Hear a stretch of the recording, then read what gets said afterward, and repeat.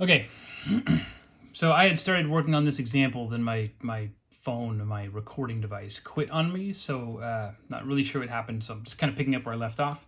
I was only about a minute into that recording. So this is just another example of using Newton's method, and in this case we're looking for an approximate solution to cosine of 2x equals x cubed.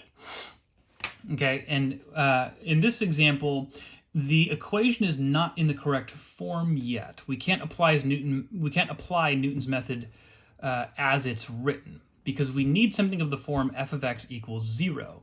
That's easy enough to do because all I have to do is subtract cosine of 2x over to give me x cubed minus cosine of 2x equals 0. Now it's of the form f of x equals 0. I could have subtracted x cubed over as well. It doesn't really matter which one gets subtracted. I just chose to subtract cosine of 2x. I now need a derivative. So the derivative of this function would be 3x squared plus 2 sine of 2x. And then the only thing I need now is an initial guess. It doesn't provide me with an initial guess, but I went with 1. And the reason for that is if I plug a 1 into cosine of 2x right here, I get cosine of 2. I don't know what that is off the top of my head, but I do know that the cosine function takes on values between positive 1 and negative 1. And if I plug a 1 into the right-hand side, 1 cubed is 1. So even though I don't know what this side is going to equal, if it's between negative 1 and positive 1, it's relatively close to 1. So I feel like this is a decent guess. I'm going to write that here.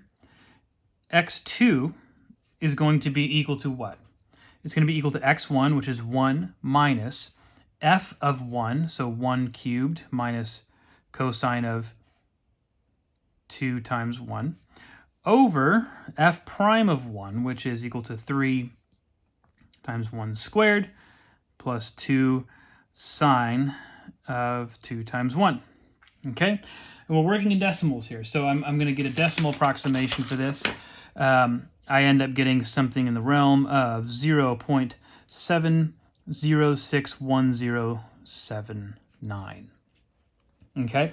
Now, as before, it becomes extremely tedious to write out this entire number everywhere I would use it in my work.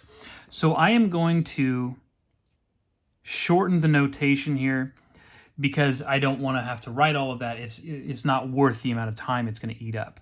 Instead, what I'm going to do is just say I would take this number, plug it back into this formula, so all of the ones here are going to become this number, 0.706109. Notice I'm using 7 decimal places of accuracy because it asks me for 6. So I'm going to just write out everything that I found as my outputs. X3 comes out to 0.65017. 04. X4 comes out to, these are approximations, 0.6477699. X5 comes out to 0.6477654, and then X6 comes out to 0.6477654.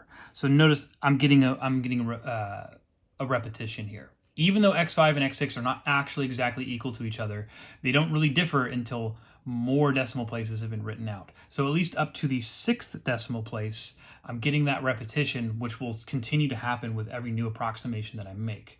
That means that this is my answer. In fact, technically, if I take the 4 off, that's my answer because it says only 6 decimal places of accuracy. I just needed the 4 to make sure I wasn't going to have to round. Okay, so we're almost done with this section. One quick comment though, before we do the last little bit that we're going to do. You can see that Newton's method, even though we're getting really good approximations shortly into our sequences, you know, the most I had to compute was up to x7 here. The actual process of doing this by hand or even in a handheld calculator is really tedious. Now, if you have a graphing calculator and you have a little bit of experience with it, you can program a graphing calculator to do Newton's method with very minimal work on your part. You can program it to feed its outputs back into a formula that you would program into your calculator and produce each new output in your sequence. I'm not going to walk through that here. I might do that in like a classroom, where if everybody had like a TI-83 or a TI-84 in front of them. But I'm just going to state that when people actually use Newton's method in practice, nobody is writing out all of this work. Never happens. We use a program to do it because computers are far faster than our typing fingers on a calculator. So you can get hundreds and hundreds, thousands and thousands, hundreds of thousands of iterations of Newton's method in a very short span of time. It's just impractical to do it this way in the real world. So I'm just putting that out there. That's the reason I'm doing all these abbreviations, because nobody would actually take the time to write all this out anyways.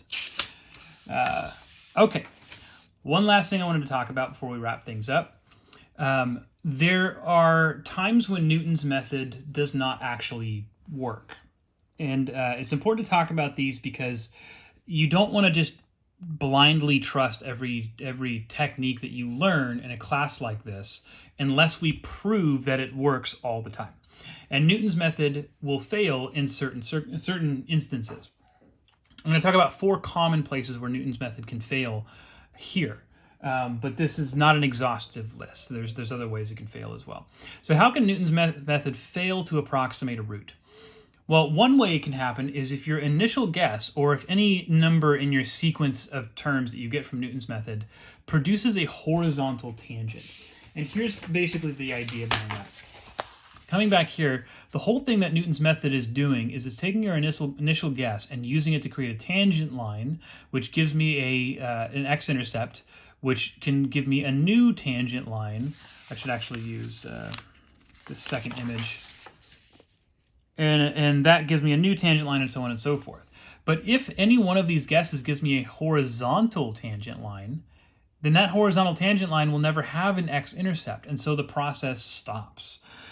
We can see that in the recursive formula, because if we ended up with a horizontal tangent line, f prime of the value that did that would be equal to 0, and we'd be dividing by 0 here. Newton's method would be forced to stop.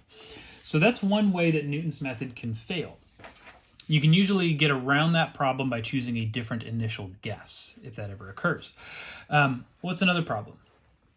Well, if a function has 2 or more roots, but you're specifically looking for one of them. So let's suppose that you're working with a function that has 1 and 100 as its roots, and you're mostly interested in the largest root that function has. If your initial guess is 2, x1 equals 2, then Newton's method is going to gravitate towards 1, because that's one of the roots of your function, and that one is much closer to your initial guess. But that may not be the root that you're interested in. You're interested in approximating the other root of that function, and Newton's method is not going to take you there unless you use an initial guess that's closer to 100. So that's a problem where if you're looking for something specific, Newton's method can home in on the wrong root if you're not careful with your initial guess. Another problem that can occur is if your function doesn't have any roots. Newton's method will still churn out numbers, but those numbers don't have any relevance now because the function doesn't have any roots at all. So this is another issue. You have to know that the equation you're trying to solve has a solution in the first place, or the function has zeros in the first place. Finally, and we're going to look at an example to kind of illustrate this one, there are a couple of circumstances where the output of Newton's method produces an oscillating or diverging sequence of numbers.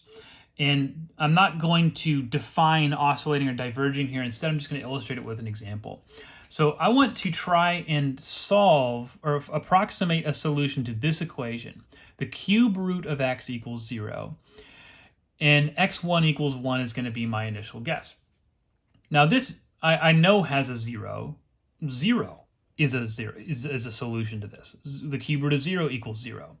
So I don't really need to approximate a solution if I know one, but I'm doing this to see what happens to Newton's method if I try using it. 1 is pretty close to 0, so this seems like a good initial guess. But let's look at what happens. In this case, f of x is equal to the cube root of x, which means f prime of x is equal to 1/3 x to the negative 2/3. Okay? Now, what does Newton's method look like? Rather than write out x2 equals such and such, and x3 equals, whatever, I'm going to write out the general formula. X of n plus 1 is equal to xn minus f of xn, which would look like xn to the 1/3 power, over f prime of xn, which looks like 1/3 xn to the negative 2/3 power.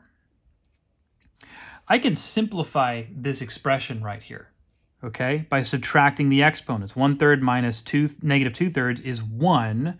So this is equal to xn minus, and then if I multiply my numerator and denominator by 3 to clear out the 1/3, I get 3xn, which is the same thing as negative 2xn. So that makes this much simpler. Rather than plugging my outputs into this more complicated looking formula, I simplified it first and got this. But look at what happens. If I plug in x1 into this thing, I'm going to get x2. So x1 is equal to 1. x2 is equal to negative 2 times that, negative 2 times 1, which equals negative 2. x3 is equal to negative 2 times that, which equals 4. x4 is equal to negative 2 times 4, which is equal to negative 8, and so on and so forth. What's happening here? Each guess is getting further and further away from 0, the only root that this thing has, as opposed to getting closer to it. Why is Newton's method doing this for this example? The reason it's happening this way is because the actual root of this function right here is a point at which the function is not differentiable. Look at the derivative. It has a negative exponent here. If you put a 0 in for x, you're dividing by 0. So this function is not differentiable at 0, which is where my root is. Newton's method gets really messed up when that happens. Okay? It does this oscillating or diverging sort of a thing.